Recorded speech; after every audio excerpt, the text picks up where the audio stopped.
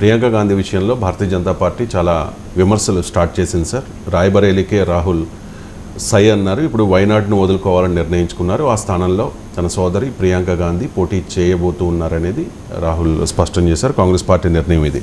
కాంగ్రెస్ నిర్ణయాన్ని భారతీయ జనతా పార్టీ ఎద్దేవా చేస్తోంది. ఏం సాధించిందని ప్రియాంక గాంధీకి ఇస్తారు? మీ పార్టీలో చాలామంది సీనియర్లు ఉన్నారు కదా, ఎందుకు వాళ్ళకి ఇవ్వరు? ఏం మెరిట్ ఉందని కాంగ్రెస్లో ప్రియాంక గాంధీకి ఆ టికెట్ని ఇస్తారు అని చెప్పేసి? ఇప్పుడు కాంగ్రెస్ పార్టీ ఎవరిని నిలబెట్టాలన్నది ఆ పార్టీ ఇష్టం తప్ప బీజేపీ నిర్ణయించదు కదా. అంటే మెరిట్ అంటే ఏంటి? దానికన్నా నీట్ లాగా ఎంట్రన్స్ ఎగ్జామ్ ఉంటుందా? దానికన్నా పేపర్ లీక్లు ఉంటాయా? దానికి గ్రేస్ మార్కులు ఉంటాయా? ఏం చేయాలి దానికి? ఇప్పటివరకు ప్రత్యక్ష రాజకీయాల్లో పోటీ చేసి గెలవలేదు ప్రియాంక గాంధీ అని పార్టీకైనా ఏమన్నా చేశారంటే తనకి బాధ్యతలు అప్ప చెప్పిన చోట సరైన పెర్ఫార్మెన్స్ ఇవ్వలేదు అన్నది. నిర్మలా సీతారామన్ ప్రత్యక్ష ఎన్నికలు ఎక్కడ గెలిచారు చెప్పండి? దేశ ఆర్థిక మంత్రి కదా. అంటే దేశ ఆర్థిక మంత్రి బాధ్యతలు ప్రత్యక్ష ఎన్నికల్లో ఏనాడు గెలవని వ్యక్తికి అప్పచెప్పారా లేదా? ఇప్పటికీ డిఫెన్స్ మినిస్టర్, దేశ రక్షణ అంటే దేశ రక్షణ దేశ ఆర్థిక శాఖల్ని ఏనాడు ప్రత్యక్ష ఎన్నికల్లో పోటీ చేయని ఆ అనుభవం కూడా లేని వ్యక్తికి మీరు ఎలా ఇచ్చారు చెప్పండి? జయశంకర్ కేంద్ర విదేశాంగ మంత్రి, ఆయన ప్రత్యక్ష ఎన్నికల్లో పోటీ చేశాడా? మీరు జేపీ నడ్డా ప్రత్యక్ష ఎన్నికల్లో గెలిచాడా? ఆయన రాజ్యసభ నుంచి వచ్చాడా? బీజేపీ అఖిల భారత అధ్యక్షుడు ప్రత్యక్ష ఎన్నికల్లో పోటీ చేయలేదు కదా. రాజ్యసభ ఇప్పుడు కేంద్ర మంత్రి కదేనా, కేంద్ర మంత్రిగా ఆయన ప్రత్యక్ష ఎన్నికల నుంచి రాలేదు కదా. అసలు లాజిక్ ఏమైనా ఉంటుందా ఇది? సో ఇప్పుడు అరుణ్ జైట్లీ ప్రత్యక్ష ఎన్నికలు ఓడిపోయాక మోడీ ఫస్ట్ టర్మ్లో ఆయన తీసుకొచ్చి ఆర్థిక మంత్రి చేశారు. ఓడిపోయాక మరి ఆయన ప్రత్యక్ష ఎన్నికల్లో ఉన్నాడా? మన్మోహన్ సింగ్ ప్రత్యక్ష ఎన్నికల్లో ఉన్నాడా? దేశ ప్రధానిగా 10 ఏళ్ళు చేశారు కదా. అప్పుడు అభ్యంతరం ఎందుకు రాలేదు బీజేపీకి? అంటే మన్మోహన్ సింగ్ అయితే అభ్యంతరం అంటే సమస్యల గాంధీ కుటుంబం మీద కోపము ద్వేషము తప్ప నిజాయితీగా ప్రత్యక్ష ఎన్నికలే ప్రాతిపదిక అయితే మన్మోహన్ సింగ్ ప్రత్యక్ష ఎన్నికల్లో ఎన్నడూ పోటీ చేయలేదు, కార్పొరేటర్ కూడా పోటీ చేయలేదు కదా. మరి ఆయన దేశ ప్రధానిగా 10 ఏళ్ళు ఉంటే భారతీయ జనతా పార్టీ ఎందుకు అభ్యంతరం చెప్పలేదు? నాకు అర్థం కాని అంశం. ఈయన ప్రత్యక్ష ఎన్నికలు ఎప్పుడు పాల్గొనలేదు. ఈయన ఏ రాష్ట్రంలో కాంగ్రెస్ పార్టీని గెలిపించిండు, ఏ లోక్సభ సెగ్మెంట్లో కాంగ్రెస్ పార్టీ గెలిపించిండు, ఎట్లా ప్రైమ్ మినిస్టర్ ఇస్తారు? గెలిపించింది సోనియా గాంధీ కదా. సోనియా గాంధీ ప్రైమ్ మినిస్టర్ కావాలని బీజేపీ అడిగిందా? 2004లో కాంగ్రెస్ పార్టీని యూపీఏని గెలిపించింది మన్మోహన్ సింగ్ కాదు కదా. మన్మోహన్ సింగ్ చూసి ఎవరైనా ఓట్లేశారో నాకు చెప్పండి? 2004లో సోనియా గాంధీని చూసి ఓటేశారు కదా. మరి సోనియా గాంధీ ప్రైమ్ మినిస్టర్ కావాలని బీజేపీ డిమాండ్ చేయాలి కదా. అప్పుడేమో సోనియా గాంధీ ప్రైమ్ మినిస్టర్ అవుతారంటే విదేశీ వనిత ఎలా అవుతారన్నారు. సో అప్పుడు మన్మోహన్ సింగ్ ప్రైమ్ మినిస్టర్ అయితే అభ్యంతరం లేదు. ప్రియాంక గాంధీ లోక్సభకు పోటీ చేస్తే అల్టిమేట్గా ప్రజలు నిర్ణయిస్తారు కదా. ప్రజలు ఎన్నుకుంటేనే కదా. ఇప్పుడు కాంగ్రెస్ పార్టీ అభ్యర్థిగా నియమించినంత మాత్రాన, ఎంపిక చేసినంత మాత్రాన, రాహుల్ గాంధీ ప్రకటించినంత మాత్రాన అల్టిమేట్గా వాయనాడ్ ప్రజలు ఎన్నుకుంటేనే పార్లమెంట్ మెంబర్ అవుతారు. ఎన్నుకోకపోతే పార్లమెంట్ మెంబర్ కారు కదా. మరి పార్లమెంటు ప్రజలు ఎన్నుకున్న ప్రజాప్రతినిధిని నువ్వు ఏం చేసావు? ఎలా అధికారం ఉంది అంటే అలా ఉంటుండ్రా. ఇప్పుడు రాజకీయాల్లో ఉన్నవాళ్ళు, కేంద్ర క్యాబినెట్లో ఉన్నవాళ్ళు ఎంతమంది లేరు? అదే కేరళ నుంచి జార్జ్ కురియన్ ఉన్నాడు, ఆయన ప్రత్యక్ష ఎన్నికల్లో గెలిచాడా? సో ప్రత్యక్ష ఎన్నికల్లో గెలవని వాళ్ళు ఎంతమంది ఉన్నారు? ఇక గాంధీ కుటుంబం కనుకనే ఇచ్చారు, ఆ మెరిట్ ఏంటి? ఈ మాటను నారా లోకేష్ని అడగలుగుతాడా మోడీ? అడగమనండి. నీకు అయ్యా తెలుగుదేశంలో సీనియర్ లేరా? మీరు యనమల రామకృష్ణుడు లేడా? గోరంట్ల బుచ్చయ్య చౌదరి లేడా? మీరు కళా వెంకట్రావు లేడా? వీళ్ళంతా చాలా సీనియర్లు కదా. సోమిరెడ్డి చంద్రమోహన్ రెడ్డి లేడా? వీళ్ళంతా చాలా చాలా సీనియర్లు కదా. మరి వీళ్ళెవరికి లేని హోదా నారా లోకేష్కి ఎందుకు ఇస్తున్నావు అని మోడీ అడుగుతాడా? అడగమనండి. సో దీనికి లాజిక్ ఉండాలి కదా. అప్నా దళ్కు అనుప్రియ పాటిల్ ఎందుకు? ఇంకెవరు లేరా అని అడగమనండి. చిరాగ్ పాస్వాన్ ఎందుకు? ఆయన మించిన మెరిటోరియస్లు లోక్ జనశక్తి పార్టీ లేరా? రామ్ విలాస్ పాస్వాన్ కొడుగ్గా వచ్చారు కదా అని. కర్ణాటకలో విజయేంద్రను పార్టీ రాష్ట్ర అధ్యక్షుడు చేశారు. ఆయన యడియూరప్ప కొడుకని చేయకపోతే వేరే మెరిట్ ఏమని చెప్పండి? మరి మెరిట్ తండ్రి చూసే కదా అపాయింట్ చేసింది. మరి బీజేపీని ఇంకెవరు కార్యకర్తలు లేరా? యడియూరప్ప కొడుకే ఉన్నాడా అనే ఈ ప్రశ్నకు ఆన్సర్ చెప్పండి. సో వసుంధరా సింధియా కొడుకు దుష్యంత్ సింగ్ ఆయన ఎంపీ అయ్యాడు కదా. మరి అక్కడ బీజేపీలో ఇంకెవరు కార్యకర్తలు లేరా? వసుంధరా సింధియా కొడుకే ఉన్నాడా అనే ప్రశ్న అడగమనండి. రాజకీయాలు ఎలా ఉంటాయో తెలుస్తాయి. అందువల్ల సెలెక్టివ్గా క్వశ్చన్ చేయకూడదు. అడిగితే వీళ్ళందరిని అడగాలి, మీ మిత్రపక్షాలను కూడా అడగాలి. మీరు అకాలీదళ్ ప్రకాష్ సింగ్ బాదల్ కొడుకు కోడలు కాకుండా వాళ్ళకి ఇంకా ఏ హోదాతోని, ఏ మెరిట్తోని, ఏ సీనియారిటీతోని మిగతా వాళ్ళు ఎవరు పక్క పెట్టి ఎందుకు వచ్చారు? అకాలీదళ్ నాయకులు అడగమనండి. రాష్ట్రీయ లోక్దళ్ ఇటీవల ఎన్డీఏలో చేరారు. ఆయన చరణ్ సింగ్ కొడుకు చరణ్ సింగ్ మనవడు అజిత్ సింగ్ కొడుకు కాకపోతే జైర్ సింగ్ ప్రత్యేకంగా మెరిట్ ఉంది. ఆయన ఎవరు గెలిపించాడు? సో ఆయన ప్రత్యేకంగా ఆయన సొంత బలం మీద తండ్రి తాతల పేర్లు చెప్పుకోకుండా రాజకీయాలు చేశాడా? మరి ఆర్ఎల్డీని మీ పార్టీ, మీ ఎన్డీఏ కూటమిలో ఇలా చేర్చుకున్నారు. ఇన్ని ఉదాహరణలు చెప్తున్నాడు కదా, ఒక్కటి కాదు రెండు కాదు. మరి వీళ్ళందరూ మెరిట్తో వచ్చారా? సో మెరిట్తోనే నాయకులు అయ్యారా? కోర్స్ మెరిట్ ఒక ఫ్యాక్టరే కావచ్చు, కాదని అంటలేను. అల్టిమేట్గా నారా లోకేష్ను మంగళగిరి ప్రజలు 90,000 మేరతో గెలిపించారు, అదే మెరిట్ కదా. దాని మించిన మెరిట్ ఏముంటుంది? కానీ అల్టిమేట్గా బేసిక్గా మరి అంతకన్నా సీనియర్ లేరా అంటే ఉన్నారు. రాజకీయాలు అలా, రాజకీయ పార్టీలు వాళ్ళ వ్యవస్థ. మీరు ఓవరాల్గా రాజకీయాల్లో వారసత్వ రాజకీయాల గురించి దేశమంతా మాట్లాడాడు, ఆంధ్రప్రదేశ్లో మాట్లాడారు. మీరు గమనించండి, మొన్న లోక్సభ ఎన్నికల సమయంలో ప్రతి చోట వెళ్ళి బాపర్ బేటా పరివార్వాదీ అని మాట్లాడాడు, ఎక్సెప్ట్ ఆంధ్రప్రదేశ్.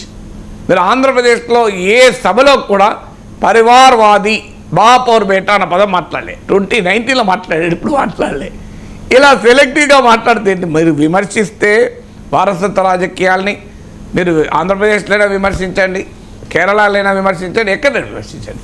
లేదు, వారసత్వ రాజకీయాలు దేశంలో ఉన్నాయి. అల్టిమేట్గా వాళ్ళైనా ప్రజల్లో ప్రూవ్ చేసుకోవాల్సిందే. రేపు లోకేష్ అయినా మంగళగిరిలో గెలవక ముందు నువ్వు అన్నావు, గెలిచిన తర్వాత ఏమంటావు? అక్కడ ప్రజలు ఎన్నుకున్నారు కదా. చంద్రబాబు నాయుడు కొడుకు కనుకనే ఎన్నుకున్నారంటే మరి చంద్రబాబు నాయుడు కొడుకైనా ఓడించారు కదా 2019లో. సో 2019లో చంద్రబాబు నాయుడు కొడుకైనా ఓడించారు. 2024లో చంద్రబాబు నాయుడు కొడుకని గెలిపించారంటే అప్పుడు మరి ఓడించినప్పుడు మరి చంద్రబాబు నాయుడు కొడుకైనా ఓడించారు కదా. అల్టిమేట్గా ప్రజలు ఎన్నుకున్నప్పుడు నాయకుడు అవుతాడు. ఇప్పుడు ప్రియాంక గాంధీని కూడా వాయనాడులో ప్రజలు ఎన్నుకున్న తర్వాత నాయకురాలు అవుతారు, ప్రజలు ఎన్నుకోవద్దు నాయకురాలు కారు. అసలు విషయం ఏంటంటే Priyanka Gandhi is a more powerful orator. మీరు రాహుల్ గాంధీని పప్పు అని అవమానించారు. రాహుల్ గాంధీ మోడీ కన్నా 300% ఎక్కువ మెజార్టీతో గెలిచి 99 ఎంపీస్ గెలిచారు. ఇప్పుడు 3 ఇండిపెండెంట్లు కూడా కాంగ్రెస్లో చేరారు. కాంగ్రెస్ స్ట్రెంత్ 102కు పెరిగింది. సో 230 దాటిపోయింది ఇండియా కూటమి. ఒక శక్తివంతమైన ప్రతిపక్షంగా ప్రజల మ్యాండేట్ పొందిన ప్రతిపక్ష నేతగా రాహుల్ గాంధీ పార్లమెంట్లో ఎంటర్ అవుతున్నాడు. సో ఇప్పుడు ప్రియాంక గాంధీ కూడా జోడైతే డెఫినెట్గా ఒక స్ట్రాంగ్ అపోజిషన్ అవుతుంది. ఎందుకంటే ప్రియాంక గాంధీకి ఉన్న కరిష్మా మనకు తెలుసు. ఆమె కాంగ్రెస్ పార్టీలో ఏం సేవలు అందించిందని కాంగ్రెస్ పార్టీ విజయానికి అనేక చోట్ల ర్యాలీస్ చేసింది, పాల్గొన్నది. సో ఎన్నికల్లో పోటీ చేయకపోవడమే ప్రాతిపదిక కాదు ఇప్పుడు కూడా. సో బట్ కాంగ్రెస్ పార్టీ అభ్యర్థుల విజయానికి ఆమె దోహదం చేసిందా లేదా? మీరు కాంగ్రెస్ పార్టీ అభ్యర్థులను అడిగితే తెలుస్తుంది. తెలంగాణ కాంగ్రెస్ ఎన్నిసార్లు ప్రియాంక గాంధీ కావాలి మాకు అని అడగలేదా? మాకేం మెరిట్ లేకపోతే ఎందుకు అడిగింది ప్రియాంక గాంధీని? ఇంకెవరన్నా వేరే వాళ్ళు అడగచ్చు కదా. సో ప్రియాంక గాంధీ మాకు సభలకు రావాలని తెలంగాణ కాంగ్రెస్ ఎందుకు అడిగింది? సో అందువల్ల ప్రియాంక గాంధీని ఎదుర్కోవడం కూడా కష్టం. ఎందుకంటే రాహుల్ గాంధీని అవహేళన చేసినట్లుగా, అవమానించినట్లుగా మహిళా నాయకులని అవమానించడం కూడా కష్టం. అందువల్ల కూడా ప్రియాంక గాంధీతో ఇప్పుడు ఛాలెంజ్. అటు రాహుల్ గాంధీ ఇటు ప్రియాంక గాంధీ అటాక్ పెడితే డెఫినెట్గా మోడీ ప్రభుత్వానికి ఇబ్బంది అవుతుంది. అందుకొరకు ప్రియాంక గాంధీని అవహేళన చేయడం. బట్ గాంధీ కుటుంబము గ్రిప్ పెరిగింది కాంగ్రెస్ పార్టీ పైన. సో ఇప్పుడు 3 సోనియా రాజ్యసభలో, లోక్సభలో రాహుల్, ప్రియాంకలు అంటే అల్టిమేట్గా మనం అవునన్నా కాదన్నా కాంగ్రెస్ పార్టీ గాంధీ కుటుంబమే అసెట్, గాంధీ కుటుంబమే లయబిలిటీ. నిన్నటిదాకా గాంధీ కుటుంబం ఏం చేయలేదన్నారు. ఇవాళ గాంధీ కుటుంబం వల్లనే కాంగ్రెస్ రివైవ్ అయింది, కళ్ళ ముందు కనబడుతుందని అందరూ ఒప్పుకుంటున్నారు. అందువల్ల మనకు ప్రజాస్వామ్యంలో ఒక అంశం పైన స్టాండ్ తీసుకుంటే అది తమవారు కాదు అనే సంబంధం ఉండకూడదు. వారసత్వ రాజకీయం తప్పంటే అది తమ మిత్రపక్షాల విషయంలో కూడా తప్పనే ధైర్యం ఉండాలి. తమ సొంత పార్టీలో కూడా దాన్ని ఎలో చేయకూడదు. కానీ మేము ఆంధ్రప్రదేశ్లో తప్ప మిగతా అంతటా తప్పు, ఆంధ్రప్రదేశ్లో మాత్రం రైట్ అంటే అది కూడా 2019లో రాంగ్, 2024లో రైట్ అంటే దీన్ని ఏం క్రెడిబిలిటీ ఉంటుంది? సో అల్టిమేట్గా మన దేశంలో రాజకీయ పార్టీల్లో వారసత్వం ఉందన్నమాట నిజం. సో వారసత్వం ఉన్నా అల్టిమేట్గా ప్రజల తీర్పులతోనే వాళ్ళ నాయకులకు కావాలి. ప్రజల తీర్పే లేకపోతే వాళ్ళ నాయకులే కాలేరు. అఖిలేష్ యాదవ్, ములాయం సింగ్ యాదవ్ కొడుకే కావచ్చు, కానీ ఉత్తరప్రదేశ్లో ఆయనని వాళ్ళు నడిపించాల్సింది ఆయన నాయకత్వమే కదా. జగన్మోహన్ రెడ్డి, రాజశేఖర రెడ్డి కొడుకే కావచ్చు, ప్రజలు ఓట్లేస్తేనే 2019 150 సీట్లు వచ్చాయి కదా. సో అందువల్ల అల్టిమేట్గా ప్రజాక్షేత్రంలో ప్రూవ్ చేసుకున్నప్పుడు మనం అనటానికి అవకాశం ఉండదు. Right sir. ఇక ఎన్నికల ప్రచారంలో చాలామంది భారతీయ జనతా పార్టీ నాయకులు మోదీని దైవాంశ సంభూతునిగా భావించి ప్రచారం చేశారు సార్. మోదీ కూడా ఎక్కడా కూడా ఖండించలేదు. తనను తాను కారణ జన్ముడిగా చెప్పుకున్న పరిస్థితి. ఈ నేపథ్యంలో పూరీ జగన్నాథుడే మోదీ భక్తుడంటూ ఒక భారతీయ జనతా పార్టీ నాయకుడు కామెంట్ చేసింది కూడా చాలా వివాదం అయింది. నిన్న కాంగ్రెస్ కేరళ విభాగం ఎక్స్లో ఒక పోస్ట్ సార్ ఇది, పోప్కు దేవుడిని కలిసే అవకాశం దక్కింది అంటూ, అంటే మోదీని కలిసే అవకాశం దక్కింది అంటూ ఒక పోస్ట్ చేస్తే అది చాలా వివాదాస్పదమైంది సార్. ఈ దేవుడి చుట్టూ జరుగుతున్న రాజకీయం అంటే జరిగింది ఏంటంటే, మోడీ ఒక టీవీ ఇంటర్వ్యూలో ఎన్నికల సమయంలో నన్ను భగవంతుడు ఒక ప్రత్యేక కార్యాని కోసమై భూమి మీదకి పంపాడు అన్నాడు. సో అది డెఫినెట్గా అంటే తనకు తానుగా దైవదూతగా అభివర్ణించుకున్నాడు. ఈ చరాచర జగత్తులో సకల జీవరాశిలు ఆ భగవంతుని ఆ ఈశ్వరుని ఆజ్ఞ లేకుండా పుట్టలేదు కదా. ఈశ్వరుని ఆజ్ఞ లేకుండా చీమ కూడా కదలదు. సో ఒక్క మోడీ ఏంటి, నాగేశ్వర్ కూడా భగవంతుడు పంపితేనే వచ్చాడు, లేకపోతే ఎట్లా వచ్చింది? నా అంతా నేనే ఊరికొచ్చిన్నా. సో నన్ను విశ్లేషకుడుగా ఓ పాత్ర వహించమని భగవంతుడు ఆదేశిస్తే నేను వచ్చాను. ఈ సకల సృష్టిలో ప్రతి జీవరాశికి ఓ కార్యకారణ సంబంధం ఉంటుంది అని భగవద్గీతలో చెప్పారు కదా. అంటే ఏ జీవరాశికైనా ఒక కారణం ఉంటుంది జన్మెత్తడానికి, అదొక కార్యాన్ని నిర్వహిస్తుంది. ఆఖరికి పేడ పురుగుకు కూడా ఒక కార్యకారణ సంబంధం ఉంటుంది. ఇది తత్వచింతన, భారతీయ తాత్విక చింతన, ఆధ్యాత్మిక చింతన. అందువల్ల కారణము లేకుండా ఈ భూమిపైన ఏ జీవిని భగవంతుడు సృష్టించాడు. భగవంతుడు కాలక్షేపం చేస్తాడు, సృష్టిస్తాడా? అందువల్ల ఈ సృష్టిలో ప్రతి జీవరాశికి ఒక పని ఉంటుంది కనుకనే భగవంతుడు ఆ పని మీదనే పంపిస్తాడు. సో అందువల్ల అది రవిశంకర్కి యాంకర్ అనే పని చెప్పి పంపించారు, నాగేశ్వర్కు విశ్లేషకుగా పంపాడు, ఆ కెమెరామెన్కు కెమెరా పట్టుకోమని పంపించాడు భగవంతుడు. సో ప్రతి ఒక్కరికి ఏదో ఒక రోల్ అసైన్ చేస్తారు. సో నరేంద్ర మోడీకి ప్రధానమంత్రిగా రోల్ అసైన్ చేశాడు. సో కానీ అది తనను మాత్రమే దైవ కార్యం మీద పంపించారు.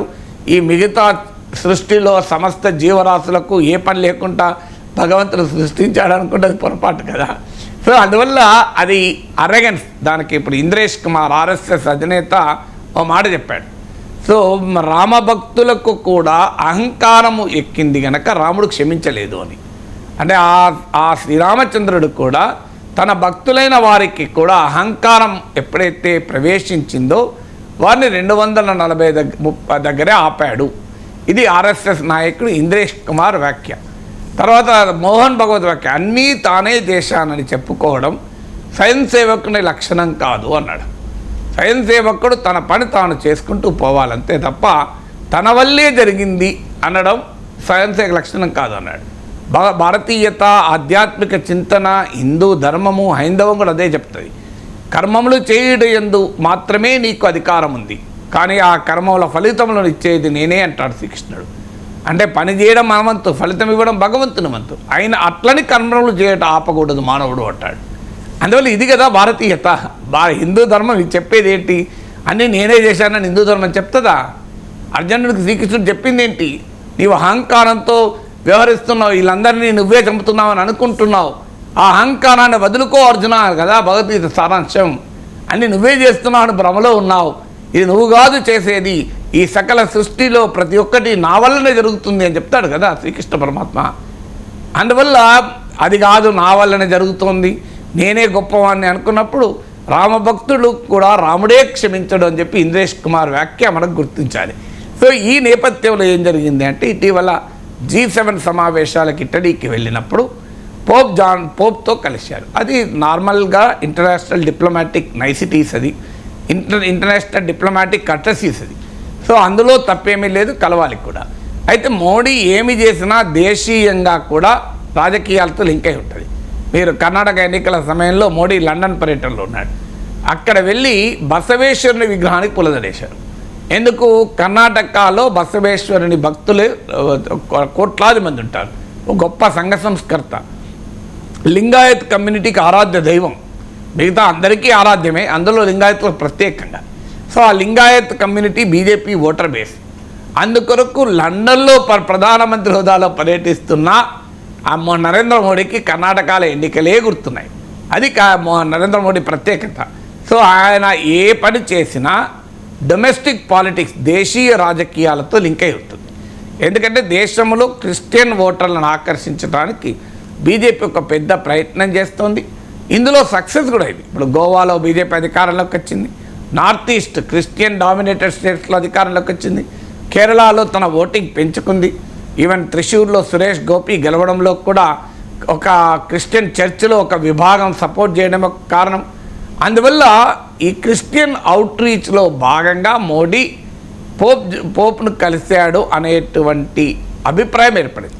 అఫ్కోర్స్ పోప్ను కలవడం ఇంటర్నేషనల్ డిప్లొమాటిక్ నైసిటీ కావచ్చు, కానీ మోడీ గతంలో ఏం చేసినా, ప్రపంచంలో ఎక్కడ ఏమి చేసినా భారతదేశంలో ఉన్న ఓటర్లను దృష్టిలో పెట్టుకొని చేస్తాడన్నది మన అందరికీ తెలుసు కనుక ఈ భావన కలిగింది, స్ఫురించింది.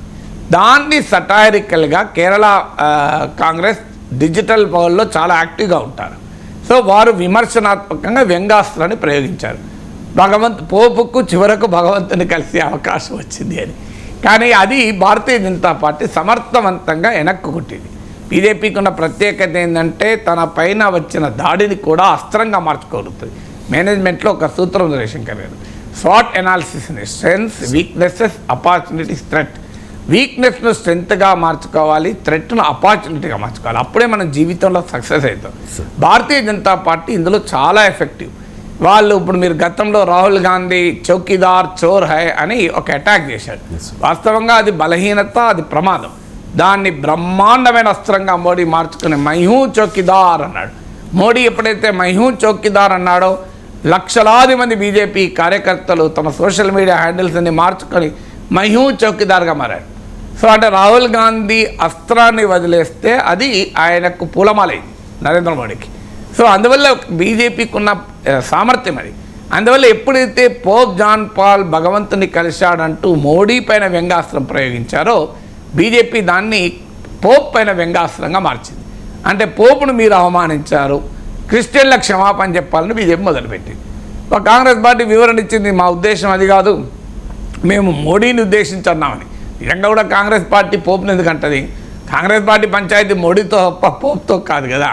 సో అందువల్ల మోడీని అనే క్రమంలో అది పోప్కు తాకినట్లుగా జరిగే వరకు పెద్ద వివాదం అయిపోయి భారతీయ జనతా పార్టీ అసలు క్రైస్తవుల తరఫున వకాల్తా పుచ్చుకొని క్రైస్తవులను ఇలా అవమానిస్తారా, పోప్ని ఇలా అవమానిస్తారా మొదలుపెట్టారు. అందుకే ఈ వివాదానికి ముగింపు పలకడానికి క్రైస్తవులారా క్షమించండి అని కేరళ కాంగ్రెస్ అనాల్సి వచ్చింది. ఇక ఈవీఎంల విషయంలో చాలామంది అభ్యంతరాలు వ్యక్తం చేస్తూ ఉన్నారు. ఈవీఎంల విషయంలో ఎలన్ మస్క్ ఒక ట్వీట్ చేశారు sir, we should eliminate electronic voting machines, the risk of being hacked by humans or artificial intelligence while small is still too high అని చెప్పేసి వెంటనే రాహుల్ గాంధీ కమెంట్ చేశారు దీనికి సంబంధించి. ఎందుకంటే వాళ్ళ ఫలితాలు వచ్చిన దగ్గర నుంచి ఈవీఎంల మీద చాలా ఆరోపణలు చేస్తూ ఉన్నారు. అలాగే సమాజ్వాదీ పార్టీ చాలా ఆరోపణలు చేసింది, అంటే ఎన్డీఏ కూటమిలోని అన్ని పార్టీలు. శివసేన యూబీటీ కూడా అభ్యంతరాలు వ్యక్తం చేసింది. రీసెంట్గా ఒక కొద్ది క్షణాల క్రితం ఏపీ మాజీ సీఎం జగన్మోహన్ రెడ్డి కూడా ఒక ట్వీట్ చేశారు సార్. ఆ ట్వీట్ ఒకసారి చూపించండి. In electoral practices across the world in almost every advanced democracy paper ballots are used, not EVMs. We too must move towards the same in upholding the true spirit of our democracy. So ప్రజాస్వామ్య స్ఫూర్తిని నిలబెట్టుకోవడానికి మనం కూడా ఆ దిశగా అడుగులు వేయాలి అని జగన్మోహన్ రెడ్డి అభిప్రాయం. అంటే ఈవీఎంల విషయంలో ఏదో ట్యాంపరింగ్ జరిగిందనే ఆరోపణలే ఎక్కువగా వినిపిస్తూ ఉన్నాయి సార్. అంటే జగన్మోహన్ రెడ్డి కనుక 151 సీట్లు వచ్చినప్పుడు ఈ డిమాండ్ పెట్టి ఉంటే డెఫినెట్గా దానికి క్రెడిబిలిటీ ఉంటుంది. 11 సీట్లు వచ్చినప్పుడు ఇవి డిమాండ్ పెడితే ఏం క్రెడిబిలిటీ ఉంటుంది? అంటే 151 సీట్లు వచ్చినప్పుడు ఈవీఎంలు పవర్ఫుల్గా పనిచేశాయి, కరెక్ట్గా పనిచేశాయి. 11 సీట్లు తగ్గడంతోనే అవి దెబ్బతిన్నాయి, మ్యానిపులేట్ అయినాయి, హ్యాక్ అయినాయి అంటే సమాజం అంగీకరిస్తుందా? మీకు గతంలో చంద్రబాబు నాయుడు కూడా ఈవీఎంల మీద విమర్శించారు, మీకు గుర్తుండే ఉంటుంది. చంద్రబాబు నాయుడు చాలా తీవ్రంగా ఈవీఎంల మీద విమర్శించేవారు. ఇప్పుడు ఆయన 164 సీట్లు వచ్చాయి కనుక ఈవీఎంల గురించి అస్సలు మాట్లాడతలేదు. అందువల్ల జగన్ అయినా చంద్రబాబు అయినా ఆ మాటకొస్తే బీజేపీ అయినా ఇప్పుడు జీవీఎల్ నరసింహారావు బీజేపీ జాతీయ అధికార ప్రతినిధి పార్లమెంట్ సభ్యులైన పుస్తకమే రాశారు ఏకంగా ఈవీఎంలకు వ్యతిరేకంగా. దానికి ముందు మాట ఎల్కే అద్వాని రాశాడు. ఎల్కే అద్వాని ఫస్ట్ ఈవీఎంల మీద క్వశ్చన్ రైజ్ చేసింది భారతీయ జనతా పార్టీ. అంటే మీకు అందుకే అన్ని పార్టీలు ఉదాహరణలు చెప్పాను మీకు. ప్రతి పార్టీ గెలిచినప్పుడేమో మాట్లాడరు, ఓడినప్పుడేమో ఈవీఎంలను మీద క్వశ్చన్ చేస్తారు. ఇది ఈవీఎంల పైన విమర్శలకు క్రెడిబిలిటీని దెబ్బతీస్తుంది. నువ్వు ఒకటే స్టాండ్ ఉండాలి, గెలిచినా ఓడినా ఈవీఎంలు హ్యాక్ అయ్యే అవకాశం ఉంది అని మేము భావిస్తున్నాం అని కనుక ఒక పార్టీ అంటే అప్పుడు ఆ విమర్శకు వాల్యూ ఉంటుంది. లేకపోతే ఓడిపోయినప్పుడల్లా exam paper out of syllabus వచ్చింది. ఇప్పుడు చిన్నపిల్లల్ని అడిగారు అనుకోండి, అరే మార్కులు ఎందుకు వచ్చినాయి రా అంటే వాడు తప్పు లేదంటాడు, నేను అవుట్ ఆఫ్ సిలబస్ వచ్చిందంటాడు, చాలా క్వశ్చన్స్ హార్డ్ వచ్చిందంటాడు, లేదు ఇన్విజిలేటర్ టైం ఇవ్వలేదంటాడు, లేటుగా ఎగ్జామ్ పేపర్ ఇచ్చారంటారు, లేదా ఏదో కరెక్షన్ వాల్యుయేషన్లో తప్పైందంటారు. ఎన్నన్నా చెప్పుకైనా నా వల్ల తప్పైందని ఒప్పుకోడు. సో అది ఆ హ్యూమన్ సైకాలజీ, అది నా వల్ల జరగలేదు, ఎదుటి వాని వల్లనే జరిగింది అని ఎత్తివేయడం. అందువల్ల ఇప్పటి వరకు ఎస్ ఇలాన్ మస్క్ అన్నది ఏంటంటే టెక్నాలజీ ఏదైనా హ్యాక్ చేయడానికి అవకాశం ఉంటుంది అనేది ఇలాన్ మస్క్ వాదన. సో డెఫినెట్గా ఆ వాదనలో థియరీలో కరెక్ట్. టెక్నాలజీ అనేది హ్యూమన్ క్రియేషన్, మనిషి సృష్టించిన దేన్నైనా మనిషి దాన్ని అవసరమైన విధంగా ఎఫెక్ట్ చేయవచ్చు కదా అనేది ఒక general theoretical principle. Any technology can be hacked అని. ఇవాళ కాకపోతే రేపైనా, సృష్టించినప్పుడు కాకపోయినా ఆ తర్వాత టెక్నాలజీ పెరుగుతున్న కొద్దీ దానికి ఇంకో మనగాడు పుడతాడు అని. బట్ ఈవీఎం స్పెసిఫిక్ క్రిటిసిజం కాదు అది. అది మన భారతదేశంలో వాడుతున్న ఈవీఎంలను ఉద్దేశించి ఇలాన్ మస్క్ అనలే. ఆయన వాస్తవంగా అమెరికన్ ఎన్నికలను దృష్టిలో పెట్టుకుని ఉన్నాడు. అమెరికాకు ఇండియాకు కూడా ఒక తేడా ఉంది. అమెరికాలో ఈవీఎంలను ప్రైవేట్ కంపెనీ తయారు చేస్తుంది. ఆ ఈవీఎంలను ఏ ప్రైవేట్ కంపెనీ తయారు చేసిందో ఆ ప్రైవేట్ కంపెనీ ఒక రాజకీయ పార్టీకి విరాళం ఇచ్చినట్టు కూడా వార్తలు వచ్చింది. అది కాన్ఫ్లిక్ట్ ఆఫ్ ఇంట్రెస్ట్ అయింది. అంటే నువ్వు ఒక రాజకీయ పార్టీకి విరాళం ఇస్తున్నావు అంటే అర్థం ఏంటి? ఆ కంపెనీ రాజకీయ పార్టీకి అనుకూలమో అని. ఒక రాజకీయ పార్టీకి అనుకూలంగా ఉన్న కంపెనీ ఈవీఎంలను తయారు చేసినప్పుడు ఆ ఈవీఎంల విశ్వసనీయత క్వశ్చనబుల్ అయింది. కానీ భారతదేశంలో ఆ ప్రాబ్లం లేదు. భారతదేశంలో ఒక రెస్పెక్టబుల్ పబ్లిక్ సెక్టార్ కంపెనీస్ మాత్రమే ఈవీఎం తయారు చేస్తుంది. భారతదేశంలో ఎక్కడ ప్రైవేట్ కంపెనీ ఈవీఎం తయారు చేయవు. ఇక ఇంకొక చర్చ ఏం జరిగిందంటే ఈ మధ్య బాంబేలోని ఒక సీట్లో, నార్త్ వెస్ట్ బాంబే అనుకుంటా, 48 ఓట్లతో శివసేన ఏక్నాథ్ షిండే వర్గం అతను గెలిచాడు. సో అక్కడ వచ్చిన ఆరోపణ ఏంటంటే ఆ అభ్యర్థి బంధువుగా ఆయన మొబైల్ ఫోన్ ఓటీపీ ద్వారా ఈవీఎంను అన్లాక్ చేశాడు అని. కానీ తర్వాత ఆ వార్త ప్రచురించిన పేపర్ క్షమాపణ చెప్పింది. ఎన్నికల అధికారులకు కూడా ఇచ్చిన వివరణ ఏంటంటే ఈ ఈవీఎంలు కనెక్టెడ్ డివైస్ కాదు, అంటే ఇంకో డివైస్తో, ఇంకో ఇన్స్ట్రుమెంట్తో కనెక్ట్ అయ్యేది కాదు. సో ఇంకో ఇన్స్ట్రుమెంట్తో వైఫైతో కనెక్ట్ అవ్వడు, ఇంకో ఇన్స్ట్రుమెంట్తో కనెక్ట్ అవుతే అప్పుడు నువ్వు ఓటీపీల ద్వారా దాన్ని మార్చవచ్చు.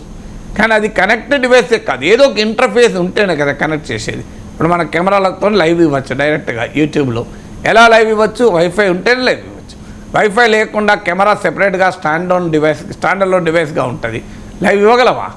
సో లైవ్ ఇవ్వడానికి కూడా ఏదో ఒక సాఫ్ట్వేర్, ఓబిఎస్ సాఫ్ట్వేరో, లేక క్యాప్చర్ కార్డో, బ్లాక్ మ్యాజిక్ కార్డ్ అంటారు, లేదు ఒక వైఫై ఇంటర్ఫేసో ఏదో ఒకటి ఉండాలి. ఏది లేకుండా కెమెరా సెపరేట్గా ఒక విడిగా ఉంటుంది, నువ్వు అక్కడి నుంచి యూట్యూబ్లో లైవ్ ఇవ్వాలంటే సాధ్యమవుతుందా?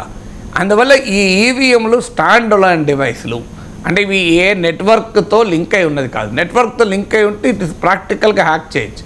ఉదాహరణకు మన దగ్గర కంప్యూటర్ ఉంటుంది, ఇంకో పక్క కంప్యూటర్తో లింక్ అయి ఉంటుంది. ఆ కంప్యూటర్తో ఈ కంప్యూటర్లు ఏమైనా చేయొచ్చు.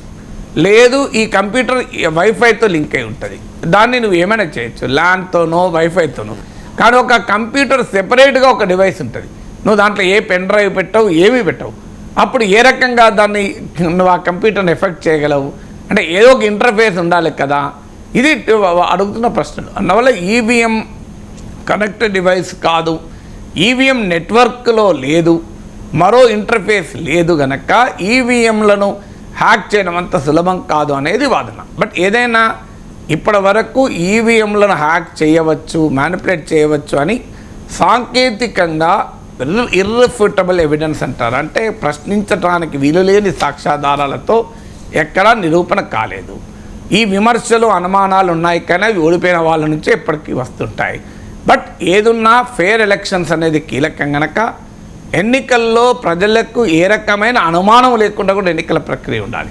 ఎన్నికల ప్రక్రియ పైన విశ్వాసం ఉండాలి. అందువల్ల ఈవీఎంల సాంకేతిక ప్రత్యేకతల గురించి కన్విన్స్ చేయగలగాలి.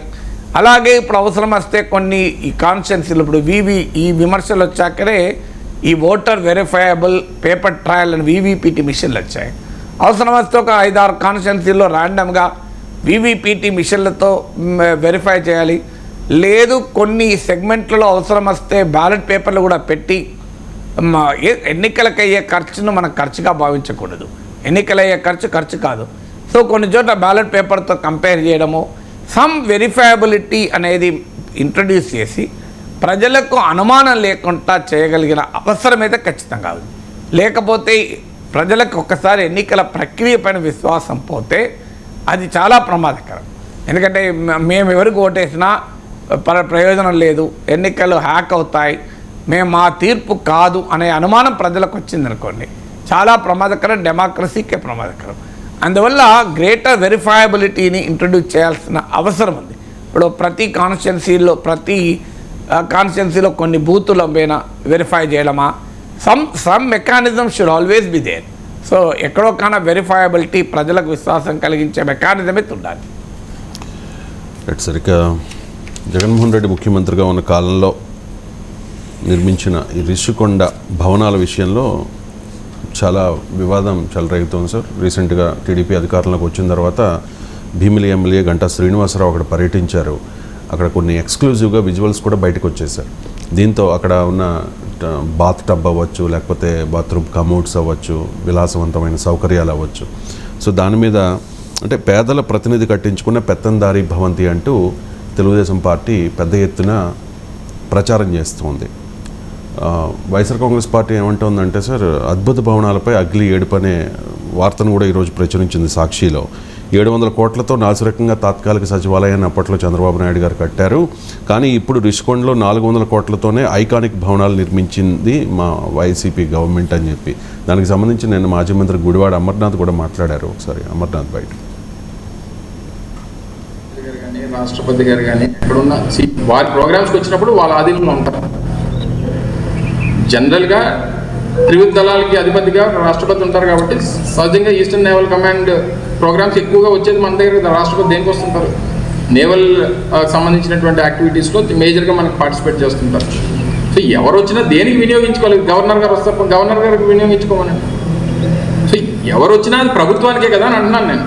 వాళ్ళు చిత్రీకరించింది ఏంటంటే, నిన్న వారంతా కూడా చిత్రీకరించింది ఇది జగన్మోహన్ రెడ్డి గారి బిల్డింగు.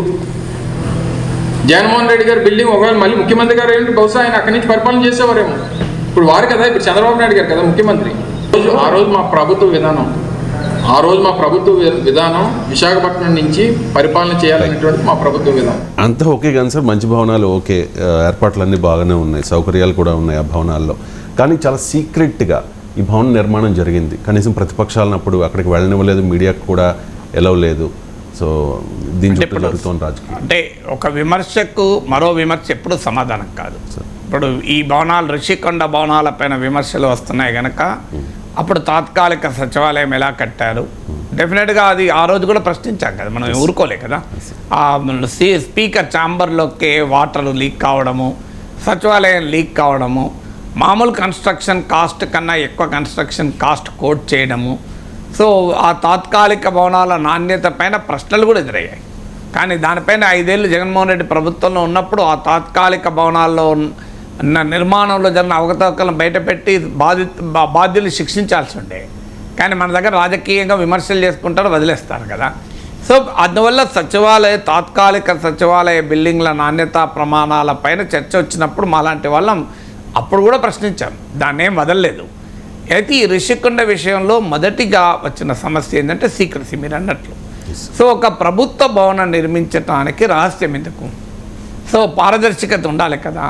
రిషికొండకు బందోబస్తుతో అసలు ఎవరిని ఎంటర్ కానివ్వకుండా సీక్రెట్గా ఆ భవనాల నిర్మాణం ఎందుకు జరగాల్సి వచ్చింది అది సీఎం క్యాంప్ ఆఫీస్ అనుకుందాం, లేదా ప్రెసిడెన్షియల్ గెస్ట్ హౌస్ అనుకుందాం, గవర్నర్ గెస్ట్ హౌస్, ఏపీల గెస్ట్ హౌస్ అనుకుందాం, ఇది ఈ పర్యాటక భవనాలే అనుకుందాం. ఏదున్నా అంటే ప్రతిరోజు అనుమతించమని నిర్మాణానికి అడ్డదగలమని నేను అనడం లేదు. కానీ ఎప్పుడైతే వీటిపైన చర్చ జరిగి అనుమానాలు వ్యక్తమవుతున్నాయో అప్పుడు దీంట్లో అనుమానాలు ఏమున్నది, ఇది గవర్నమెంట్ బిల్డింగు, ప్రభుత్వ అవసరాల కొరకు మేము కడుతున్నాం, ఇలా తప్పేంటి, మీరు ఎవరైనా వచ్చి చూసుకోండి అని ప్రభుత్వమే ప్రొయాక్టివ్గా అఖిలపక్షాన్ని తీసుకొని వెళ్ళి అఖిలపక్షానికి రిషికొండ మొత్తం తిప్పి చూపెట్టాల్సిందే. అది కదా, లేదు మీడియాను మొత్తం తీసుకెళ్ళి తిప్పి చూపెట్టాల్సిందే. ఎందుకంటే పబ్లిక్ అడ్మినిస్ట్రేషన్లో మొట్టమొదటిది ట్రాన్స్పరెన్సీ. సో పారదర్శకత అనేది ప్రధానమైనది. కానీ దానికి బందోబస్తులు పెట్టి ఎవరు వస్తామంటే అడ్డుకొని ఎవరిని రానియము, నిర్బంధము, ఇదంతా డెఫినెట్గా క్వశ్చనబుల్గా అనుమానాలకు దారితీస్తుంది. ఇది మొదటి ప్రశ్న. రెండవది, ఇది ఎందుకు కడుతున్నారు అన్నదానికి ఏదో ఒక రీజన్ లేకుండా 400 కోట్లకు టెండర్లు వేయరు. ఇప్పుడు 400 కోట్లు ఖర్చు అయింది, 500 కోట్లు ఖర్చు అయింది అంటున్నారు కదా. 500 కోట్ల ప్రజాధనాన్ని ఖర్చు పెట్టేటప్పుడు స్పెసిఫిక్ పర్పస్ అనేది డిఫైన్ కాకుండా కడతారా? ఒకసారి అన్నారు ఇది పర్యాటక భవనాలని. మనందరికీ తెలుసు, నేను కూడా వైజాగ్ వెళ్ళాను, మీకు తెలుసు, నాకు తెలుసు. అక్కడ నాకు గుర్తున్న ఒక సబ్జెక్ట్ కరెక్షన్, పున్నమి గెస్ట్ హౌస్లు ఉన్నాయి అనుకుంటాను. మొదలు అంతకుముందు కూడా ఆ ప్రాంతంలో నిర్మాణాలు ఉండే పున్నమి గెస్ట్ హౌసెస్. సో పున్నమి గెస్ట్ హౌసెస్ అంటే టూరిజం వల్లవే. అది కంప్లీట్ సముద్రం ఒడ్డుకున్న కొండ. నేను కూడా ఆ కొండ చూశాను కనుక చెప్తున్నాను. సో సముద్రం ఒడ్డునున్న కొండ అద్భుతమైనటువంటి పిక్చరస్క్ లొకేషన్. మీకు వైజాగ్లోనే చాలా పిక్చరస్క్ లొకేషన్ ఉంటాయి. మీరు ఉదయాన్నే వెళ్ళి సూర్యోదయాన్ని చూడాలనుకుంటే అద్భుతంగా చూడొచ్చు. సో అందువల్ల ఆ పిక్చరస్క్ లొకేషను మీరు ఒక బిల్డింగ్ కట్టారు. ఒకసారి అన్నారు ఇది పర్యాటక భవనాలు అన్నారు. రెండోసారి అన్నారు కాదు ఇది ఎవరన్నా ప్రెసిడెంట్ వస్తాడు, నావల్ కమాండ్, ఈస్టర్న్ కమాండ్. ఇప్పుడు మీరు బయటలో చూశారు, ప్రెసిడెంట్ వస్తాడు. ప్రెసిడెంట్ ఎప్పుడు వస్తాడు? ఏడాదికి ఒకసారి వస్తారు. గవర్నర్ వచ్చినప్పుడు ఉండొచ్చు. గవర్నర్ రావడానికి 7 భవనాలు అవసరం లేదు కదా. నాకు తెలిసినంత వరకు అవి 7 బ్లాక్లు కట్టారు అక్కడ. సో 9 ఎకరాల్లో 7 బ్లాక్లు కట్టారు. సో ఏమని 3 buildings, 7 బ్లాక్స్ కట్టారు. మొత్తం మీద 7 బ్లాక్లు 9 ఎకరాలు కట్టారు. సో అంత కట్టాల్సినటువంటి అవసరం లేదు కదా. ఏ ప్రెసిడెంట్ వచ్చినా, ఏ గవర్నర్ వచ్చినా 7 బ్లాకుల్లో నివసించాడు కదా. సో అందువల్ల ఇప్పుడు ఏమంటున్నారు, కాదు అది సీఎం క్యాంప్ ఆఫీస్ అయినా అప్పుడు ఒకవేళ ముఖ్యమంత్రిగా మళ్ళీ జగన్మోహన్ రెడ్డి వస్తే మా ప్రభుత్వ నిర్ణయం కనుక విశాఖపట్నం నుంచి పాలించాలని, అది ముఖ్యమంత్రి క్యాంప్ కార్యాలయంగా ఉండేది అని అది కూడా చెప్పొచ్చు కదా. ఇప్పుడు రాష్ట్ర ముఖ్యమంత్రికి ఆఫీస్ వద్దని ఎవరు అన్నారు కదా. సో ప్రగతి భవన్ ఇప్పుడు కేసీఆర్ కట్టుకోలేదా? కానీ అది విలాసవంతంగా కట్టినప్పుడు ఖచ్చితంగా విమర్శలు వస్తాయి. ఎందుకంటే ప్రజాస్వామ్యంలో ప్రజల్ని పాలించే నాయకులు విలాసవంతమైన భోగలాలస జీవితానికి అధికార డబ్బులతో, ప్రజల డబ్బుతో ఉండకూడదు. ఇప్పుడు అందుకే ఆ కంపారిజన్ వస్తుంది. పేదవాడికి ఇచ్చేదేమో 2 సెంట్ల భూమి, ఇక్కడ బాత్రూమ్ అంతా కూడా లేదు పేదవాడి భూమి. ఈ కంపారిజన్ వస్తుంది, అన్యాయం అనిపిస్తుందా లేదా? మీరు పేదవాడికేమో 2 సెంట్ల భూమి ఇస్తారు, అక్కడికి ఈ అధికార భవంతిలో ఒక బాత్రూమ్ సైజు కూడా ఉండదు. ఇప్పుడు ఆ బాత్రూమ్కు 12 లక్షలు వస్తున్నారు. దాన్ని వైఎస్ఆర్ కాంగ్రెస్ కూడా డిస్ప్యూట్ ఏం చేయలేదు. ఫిగర్స్ 13.5 lakhs సార్ ఒక్క కమ్మోడుకు. అంత అవసరమా? మన గాలి జనార్దన్ రెడ్డి బంగారంతో కమ్మోడ్లు చేయించుకున్నాడు అన్నప్పుడు విన్నాం. ఆయన డబ్బులు కాబట్టి ఆయన డబ్బులు కూడా చేయించుకోకూడదు అంట నేను. ఈవెన్ ఆయన డబ్బులు అయినా కూడా కాన్స్పిక్వస్ కన్సంప్షన్ అనేది, కాన్స్పిక్వస్ డిస్ప్లే ఆఫ్ వెల్త్ అనేది నేరం. నాకున్నది కదా అని నేను బంగారంతో కమ్మోడు చేయించుకుంటా అంటే సమాజం యాక్సెప్ట్ చేస్తుందా? నీ సొంత డబ్బులేనా? దాన్ని ఇంకా వేరే రకాలుగా ఉపయోగించుకో. లగ్జరీస్ని ఎలో చేస్తారు, కానీ బియాండ్ ఎ పాయింట్ లగ్జరీస్ కూడా అది చాలా. అందులో ఇదే థింగ్ మీరు అన్నట్లు ప్రజల సొమ్ముతో 13 లక్షల కమ్మోడు అవసరమా? అన్యాయమే కదా అది. డెఫినెట్గా అదే. ఇప్పుడు వైఎస్ఆర్ కాంగ్రెస్ పార్టీ దానికి సమాధానం చెప్పాలి. ఇదేవల్ల సీఎం క్యాంప్ ఆఫీస్ కొరకే కూడా వాడుకునే వాళ్ళం అంటే, ముఖ్యమంత్రి క్యాంప్ ఆఫీస్లో కమ్మోడు 13 లక్షలు ప్రజల సొమ్ము పెట్టడం న్యాయమా? సో ఈ ప్రశ్నకు ఆన్సర్ లేదు. వైసీపీ ఇప్పుడు ఒక సమర్థించుకునే క్రమంలో ఇబ్బందులు పడుతుంది. ఇప్పుడు క్లెయిమ్ ఏంటి అది? రేపు అవును సీఎం ఉపయోగించుకునేవాడు కావచ్చు, ఉపయోగించుకొని నేను అభ్యంతరం లేదు, ముఖ్యమంత్రి క్యాంప్ కార్యాలయం ఉండాలి. కానీ ముఖ్యమంత్రి 13 లక్షల కమ్మోడే కావాలా? అది కదా question. So there is a limit to anything కదా. సో అది కూడా మీరు ముఖ్యమంత్రి కార్యాలయంగానే కట్టి ఉంటే, మాది విశాఖ ఎగ్జిక్యూటివ్ క్యాపిటల్, మేము ముఖ్యమంత్రి కార్యాలయం ఇక్కడ నిర్మించుకుంటున్నాం అని నిర్మించుకోవచ్చు. అయితే ఇక్కడ ఇంకొక సమస్య కూడా వస్తుంది. ఇప్పుడు ముఖ్యమంత్రి ఇలాగే ఒక నిర్మాణం కృష్ణానది ఒడ్డున ప్రజావేదిక నిర్మాణం జరిగింది. చంద్రబాబు నాయుడు టైంలో జరిగిన ప్రజావేదిక నిర్మాణం ప్రభుత్వ భవనం. అది ఒక తీర ప్రాంతంలో, నదీ తీర ప్రాంతంలో కట్టారు. పర్యావరణ నిబంధనలకు వ్యతిరేకంగా కట్టారని జగన్మోహన్ రెడ్డి ముఖ్యమంత్రి కావడంతోనే మొట్టమొదటి కలెక్టర్ల సమావేశం అక్కడే పెట్టాడు. పెట్టి ఇక ఈ బిల్డింగ్ ఉండదు, మీరు కూర్చున్న బిల్డింగ్ కూల్చివేస్తామని ప్రకటించాడు. ఆ రోజు కూడా మీరు నా యూట్యూబ్లో వీడియో కూడా ఉంటుంది, ప్రజావేదిక మీద 8 లక్షల మంది చూశారు. ఆ రోజు కూడా చెప్పాను, నిజంగానే ముఖ్యమంత్రి నిబద్ధత ఉంటే కృష్ణా తీర ప్రాంతంలో ఉన్న అన్ని అక్రమ నిర్మాణాలని తొలగించాలి. అది ప్రజావేదిక కూల్చివేతతో మొదలైతే అది పర్యావరణపరమైన నిర్ణయం అనుకుంటాం. కాకపోతే అది రాజకీయ కక్షతో తీసుకున్న నిర్ణయం అనుకోవాల్సి ఉంటుంది. అది గీట్రాయ్ అని ఆ రోజు చెప్పాను నేను, ప్రజావేదిక కూల్చిన రోజు చెప్పాను. అయినా కూడా అక్రమ నిర్మాణాలు, ప్రైవేట్ నిర్మాణాలు తొలగించినా ఇది ప్రభుత్వ డబ్బులతో కట్టిన భవనం 7 కోట్లతో కనుక దాన్ని ఏదో ఒక రూపంలో కట్టకూడదన్నది నిజం. కానీ ప్రభుత్వమే పర్యావరణ నిబంధన ఉల్లంఘించడం అన్నది నిజం, తప్పు. కానీ కట్టారు కదా, పోనీ ఇది 7 కోట్ల ప్రజాధనం ఖర్చు పెట్టారు కనుక దాన్ని ఏదో రూపంలో ఉపయోగించుకోవడం ఒక ఎత్తు.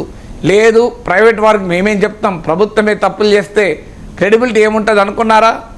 దాని ప్రభుత్వ భవనాన్ని కూల్చడంతో మొదలుపెట్టి తీరం ప్రాంతంలో ఉన్న అన్ని అక్రమ నిర్మాణాలు కూలుస్తామని ఏవి కూల్చారు చెప్పండి నాకు? ప్రజావేదిక తర్వాత ఒక్కటంటే ఒక్క అక్రమ నిర్మాణాలు కూల్చలే. అందువల్ల అది క్లియర్గా ఆ రోజు నేను చెప్పిన గీట్రాయ్ ఏంటి, మీరు కృష్ణానదీ తీరాన్ని ఉన్న అన్ని అక్రమ నిర్మాణాలు కూలుస్తారని ఆ రోజు మాట ఇచ్చారు కూడా. కానీ ఆ మాట నిలబెట్టుకోలేదంటే రాజకీయ కక్షతో చేసిందే కదా. అంటే కృష్ణానదీ తీరంలో ప్రభుత్వ భవనం ప్రజావేదిక కడితే తప్పైతే ముఖ్యమంత్రి క్యాంప్ కార్యాలయం ఋషికొండలో సముద్ర తీరాన కడితే రైట్ అవుతుందా? అయితే ఒక వాదన ఏంటంటే కోస్టల్ రెగ్యులేటరీ జోన్ అనుమతులు ఉన్నాయి, పర్యావరణ అనుమతులు ఉన్నాయి. అనుమతులు మరి ఏ రకంగా ఇచ్చారు? అయితే అక్కడ ఇదివరకు పున్నమి గెస్ట్ హౌస్లు ఉన్నమాట నిజం. అంటే మన దేశంలో చాలా పర్యావరణ నిబంధనలు మనం ఉల్లంఘిస్తూ ఉంటాం.